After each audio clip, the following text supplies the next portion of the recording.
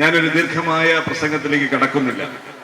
കേരളത്തിലെ കൃഷി വകുപ്പിന് ഊർജ്ജസ്വലനായ ഒരു മന്ത്രിയെ ലഭിച്ചിരിക്കുകയാണ്. ഒരു മാസത്തിനുള്ളിൽ ചുമതലയേറ്റ് ഒരു മാസത്തിനുള്ളിൽ തന്നെ കൃഷി വകുപ്പിന് പുതിയ ദിശാബോധം നൽകാൻ അദ്ദേഹം മുന്നോട്ട് വന്നിരിക്കുകയാണ്. ഈ സർക്കാരിൻ്റെതായി ആദ്യമായി അവതരിപ്പിക്കപ്പെട്ട നയപ്രഖ്യാപനത്തിൽ കൃഷി വകുപ്പിന്റെ ദിശാബോധം വ്യക്തമാക്കുകയാണ്. കേരളത്തിലെ കാർഷിക മേഖലയിൽ വനിതാ ശാക്തീകരണം സാധ്യമാക്കുന്നതിനുള്ള നൂതനങ്ങളായ പദ്ധതിയുടെ പ്രഖ്യാപനത്തോടു കൂടിയിട്ടാണ് കേരളത്തിലെ കൃഷിമന്ത്രി കാർഷിക മേഖലയ്ക്ക് പുതിയ ഉണർവ് നൽകാനുള്ള പരിശ്രമത്തിൽ ഏർപ്പെട്ടിരിക്കുന്നത്. വളരെ ദീർഘവീക്ഷണത്തോടുകൂടി കേരളത്തിന്റെ യഥാർത്ഥ ശക്തിയായ സ്ത്രീ ശക്തിയെ കാർഷിക മേഖലയിൽ അണിനിരത്താനുള്ള വ്യത്യസ്തങ്ങളും വൈവിധ്യങ്ങളുമാർന്ന പരിപാടികൾ അതിന്റെ ഭാഗമായി നടത്തിവരികയാണ്. ചുമതലയേറ്റതിനു ശേഷം ആദ്യമായി നമ്മുടെ നിയോജക മണ്ഡലത്തിലേക്ക് കടന്നു വന്ന ഏറെ ബഹുമാന്യനായ കൃഷിമന്ത്രി അഡ്വക്കേറ്റ് ടി സിദ്ദിഖിനെ ഞാൻ വ്യക്തിപരമായി സ്വാഗതം ചെയ്യാൻ ഈ അവസരം വിനിയോഗിക്കുക. മനോഹരമാക്കി മാറ്റാൻ ഇവിടെ എത്തിയിട്ടുള്ള പ്രിയപ്പെട്ട കർഷകരെയും പ്രത്യേകിച്ച് വിദ്യാർത്ഥികളെയും എല്ലാവരെയും സംസ്ഥാന കൃഷി വകുപ്പിന് വേണ്ടി അഭിവാദ്യം ചെയ്യാൻ ഈ അവസരം വിനിയോഗിക്കുക.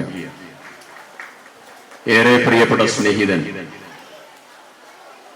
ഈ പരിപാടിയിൽ അധ്യക്ഷത വഹിക്കുന്ന നമ്മുടെ നിയോജക മണ്ഡലത്തിന്റെ സർവതോന്മുഖമായ വികസന പ്രവർത്തനങ്ങൾക്ക് നന്മയുള്ള ചിന്തയും ഉറച്ച കാൽവെപ്പും പ്രതിബദ്ധതയുള്ള ഇടപെടലുമായി മുന്നോട്ട് പോകുന്ന പ്രിയ സഹപ്രവർത്തകൻ സ്നേഹിതൻ ശ്രീ എം വിൻസെന്റ് MLA, ഏറെ പ്രിയപ്പെട്ട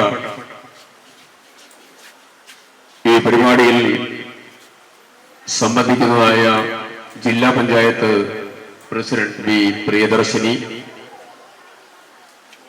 ഗ്രാമപഞ്ചായത്തിന്റെ പ്രിയപ്പെട്ട വൈസ് പ്രസിഡന്റ്, ജില്ലാ panchayat member, block panchayat president മെമ്പർമാർ, കൃഷി വകുപ്പിന്റെ പ്രിയപ്പെട്ട ഡയറക്ടർ ശ്രീരാം വെങ്കിട്ടരാമൻ IAS,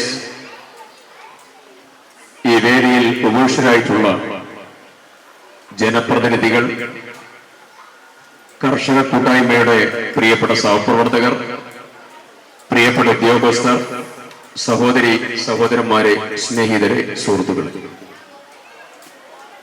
ഞാൻ ദീർഘമായ സംസാരത്തിലേക്ക് കടക്കുന്നില്ല. ചെറിയ വാക്കുകൾ പറഞ്ഞുകൊണ്ട് അവസാനിപ്പിക്കും.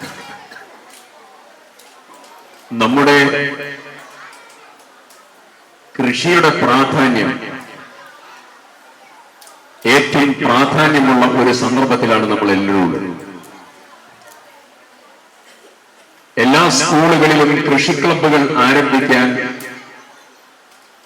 സംസ്ഥാന സർക്കാർ തീരുമാനമെടുക്കുകയും ആ തീരുമാനം നടപ്പിലാക്കിക്കൊണ്ടിരിക്കുകയാണ്.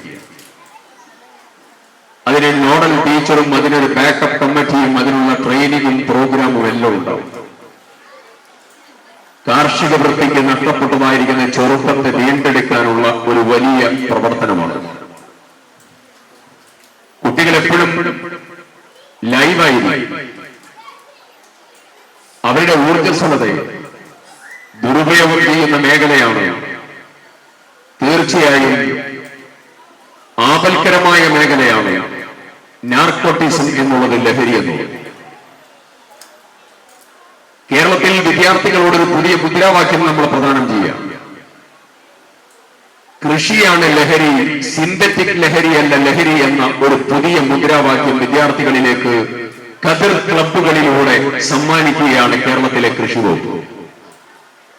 ആ പദ്ധതിയെ നിങ്ങളെല്ലാവരും വളരെ ഗൗരവത്തോടുകൂടി ഏറ്റെടുക്കണം, പിന്തുണ നൽകണം എന്ന് വിനീതമായി നിങ്ങളോട് അഭ്യർത്ഥിക്കുന്നു. ഇവിടെ വിദ്യാർത്ഥികളുടെ മനോഹരമായ പരിപാടികൾ, അവരുടെ സർഗവാസനകളെ വിരിയിക്കുന്ന മനോഹരമായിട്ടുള്ള പരിപാടിയാണ്. ഊര് മൂപ്പന്റെ നേതൃത്വത്തിൽ അമ്പൂരിയിൽ നിന്ന് തനത് വ്യക്തിരങ്ങളുമായുള്ള പ്രയാണമാണ് ഞങ്ങളുടെ ഊരിലെ ഉന്നതിയിലെ പ്രിയപ്പെട്ട സഹോദരി സഹോദരന്മാർ നേതൃത്വം കൊടുത്തു. ഞാൻ അവരെയൊക്കെ കൃഷി വകുപ്പിന് വേണ്ടി പ്രത്യേകം ഈ തിരുവാതിര ഞാറ്റുവേല സംസ്ഥാനതല ഉദ്ഘാടനത്തിൽ പ്രത്യേകം അഭിനന്ദിക്കാൻ ആഗ്രഹിക്കുക. ഒരു നല്ല കയ്യടി നമ്മൾ അവർക്ക് കൊടുക്കണം. കയ്യടിക്കൊരു ഉഷാറ് പോലും. തിരുവാതിര ഞാറ്റുവേല കയ്യടിയാണ്, ഉഷാറായിട്ട്. ഞാൻ പറഞ്ഞത് കേരളത്തിന്റെ തനതായിട്ടുള്ള കാർഷിക സംസ്കാരവും പാരമ്പര്യമുള്ള കാർഷിക സംസ്കാരമാണ് നമ്മുടെ. ആ കാർഷിക വൃത്തിയും കാർഷിക സംസ്കാരവും മണ്ണും കാലാവസ്ഥയുമായി അഭേദ്യമായി ബന്ധപ്പെട്ട് കിടക്കുകയാണ്. ആ അഭേദ്യമായ ബന്ധത്തിന്റെ പ്രഖ്യാപനമാണ് ഞാറ്റുവേല എന്നുള്ളത്. ഞാറ്റുവേലകളുടെ കേമനാണ് തിരുവാതിര ഞാറ്റുവേല. പഴമക്കാർ പറയുന്ന പ്രധാനപ്പെട്ടതായിരിക്കുന്ന വാചകം തിരുവാതിരയിൽ നട്ടാൽ അത് പിടിക്കും എന്നാണ്. ഇവിടെ വിവിധങ്ങളായിട്ടുള്ള വിളകൾ, കുരുമുളക് ഉൾപ്പെടെ, വാഴ ഉൾപ്പെടെ, തെങ്ങ്, അടയ്ക്ക, കൊക്കോ, ജാതി, ഫലവൃക്ഷങ്ങൾ, ഔഷധ സസ്യങ്ങൾ തുടങ്ങി എല്ലാത്തിന്റെയും പറ്റുന്ന സമയമാണ്.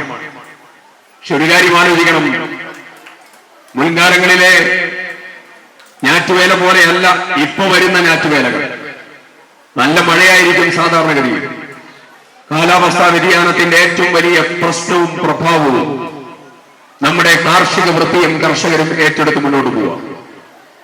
അത് തരണം ചെയ്യാനുള്ള മാർഗത്തെക്കുറിച്ച് കൃഷി വകുപ്പ് ഗൗരവത്തോടുകൂടി ആലോചിച്ചും പദ്ധതികൾ വിഭാവനം ചെയ്തുമാണ് മുന്നോട്ട് പോയിക്കൊണ്ടിരിക്കുന്നത്. കാലാവസ്ഥാ വ്യതിയാനത്തിനെതിരായിട്ടുള്ള ക്ലൈമറ്റിക് ചേഞ്ചും ക്ലൈമറ്റിക് വേരിയേഷൻ, അത് രണ്ടും ഏറ്റവും കൂടുതൽ ബാധിക്കുന്നതായ ഒരു മേഖല എന്നുള്ള നിലയ്ക്ക് കാർഷിക വൃത്തിയെ സമൃദ്ധമാക്കി സംരക്ഷിക്കാനുള്ള എല്ലാ ഇടപെടലുകൾക്കും കൃഷി വകുപ്പ് നേതൃത്വം കൊടുക്കും എന്ന് ഈ സന്ദർഭത്തിൽ പറയാനാകും.